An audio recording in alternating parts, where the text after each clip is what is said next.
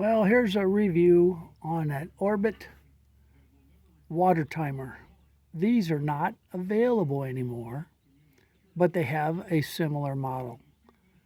They're not as cheap as this one, you can guess, because I've had this a number of years. Barton, my son, bought this, and it's worked flawlessly. The battery lasts 2 to 3 years. Can you imagine that? Now, when I went out and got it out of my shed, this was not in the off position, which meant that the battery was running, and it's working right now. And what I do is it's a 4-way splitter on it. I'm sure that you can actually use this and add more solenoids. These are little battery solenoids that you put the batteries in here. This controller controls these solenoids here. There's 4 potential solenoids. I have the other one. I took it off so that I could have one manual. This one here I run a garden hose off of, and then I can water around the porch, water my plants, my flowers, and wash down things. I like to have a manual. But these 3 here, number 1 goes to the garden, number 2 goes to the front lawn and the side lawn, and number 3 goes to the back lawn, backyard. And this year I'm going to split this one more time, and I'm going to run a hose down to the east chickens, put a float in that 5-gallon bucket, and they're going to have water on demand. It does. When I bought this, I bought this 4-way off of Amazon, and it's not quite the same as what I had on there, but it's brass, and so far seems to be doing pretty good. Now these hoses seem to be, there's no leaks. They seem to be sealed good. The 4-way does seem to have a drip off of the faucet. This is very simple to operate. I would click, let's see, enter. Oh, I've got to turn it back on. Got to be smarter than the timer. Now it's on. And it's telling me that the next start time is 18 minutes. 18 hours, excuse me. So what I'm going to do is I'm going to give you an example on how to set this up.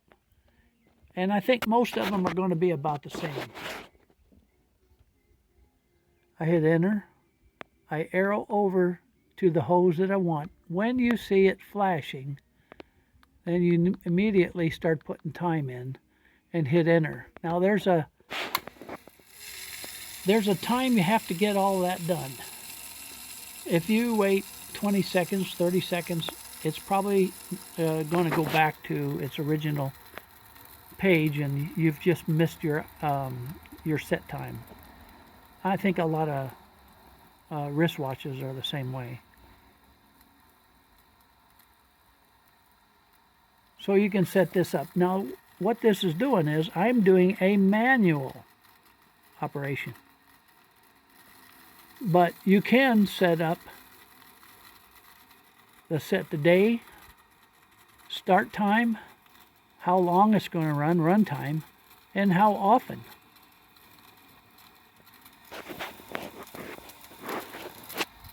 And of course, if you shut this to the off position, it's going to shut off. As soon as you put it back to the off position, being it was a manual setup, it won't come back on. So for now, I'm going to shut this off so I don't have any surprises. And that's how simple it is to set up a timer. Now, Orbit does make others. And you'll find that it's over $100 for a 4-way. If you only want a 2-way, that's not a big deal. they won't be as expensive. Let's go look at my hoses. One hose goes to the south side. That's the backyard.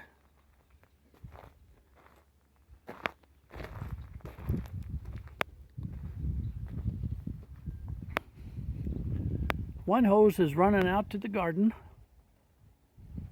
and that does the entire garden, and I'll go out there and show you how I have that set up.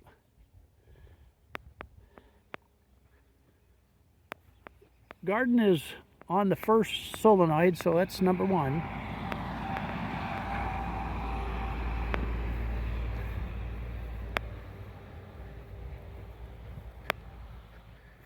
And over here is the lawn hoses. I have one I threw down out there. And I have one that I threw down way out there on the corner there.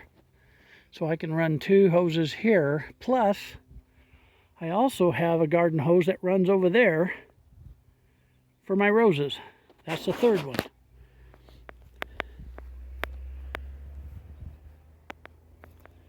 And I do have a four-way.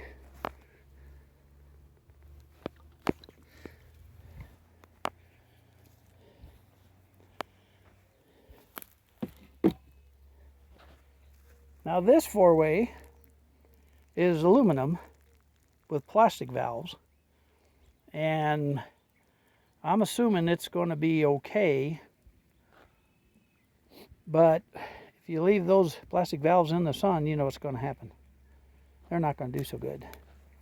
So basically I have this feeding the west side front lawn, and I have it feeding the east side front lawn, and I have one that feeds the flower garden. That's three. And the fourth one is my manual. So with the manual, I can water my strawberries, and boy do they need watering. Whew, that's really dried out. So let me hook it up and I'll show you what I got. Now, that's the time when you're looking for leaks in the hoses, like that. Most of the time I don't worry about leaks if it's in the lawn, right? If it's too bad of a leak, I'll replace the hose or repair it or whatever. But if it's just, if it doesn't affect the pressure of the sprinkler, I'm not too worried about it. Now that one there is for a soaker hose.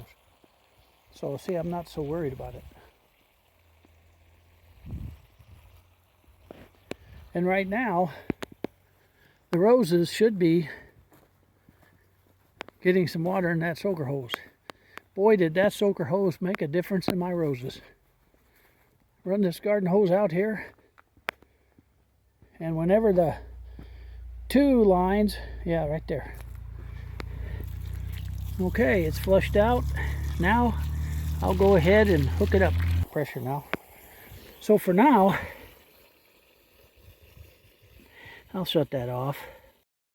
As you can see, that little tool there makes a pretty definite hole there. And I put two of them in for this garden. Now I got to pop the valves in.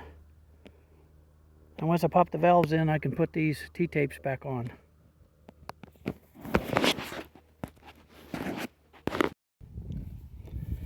Okay.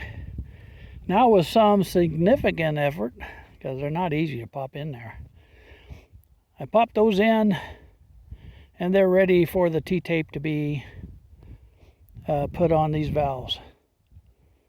And the way you do it is you just slip it over the end of this barbed end, slip it in there as far as you can, and then this nut just rotates and goes right over the top of it and locks it down.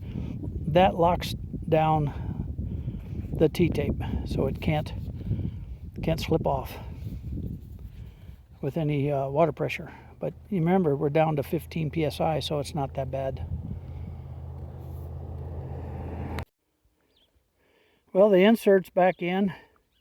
I don't want to lose that because that's the difference between 1/2 inch and 3/4, and I may need a 1/2 inch. These things may require a little lubrication. It was kind of stiffy. And so I'm going to lubricate it because being it's plastic, if you put too much tension on it, it's going to break. So that's just a little tip or a little thought I had. Okay, so I've got these two T-tapes hooked up to the water line. I'm going to leave that valve open. That's the end. And when I lock that up, then the water will go down through this bed. But for now, I want to flush it out, right? So what I'll do is I'll shut these valves off, if I can remember how to do it. And now I don't have to worry about that. And this one here, I need to shut off. That one's shut off. Well, you know, I ought to just go ahead and run this line down through there. Oh, I got a lot of cleanup to do first. Look at the weeds. I got a lot of work to do first. So I kind of think I'm set up to water.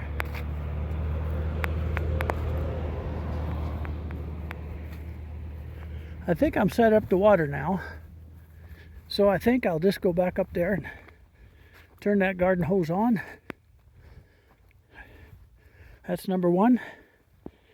And then once I'm done with that, I can water the garden anytime.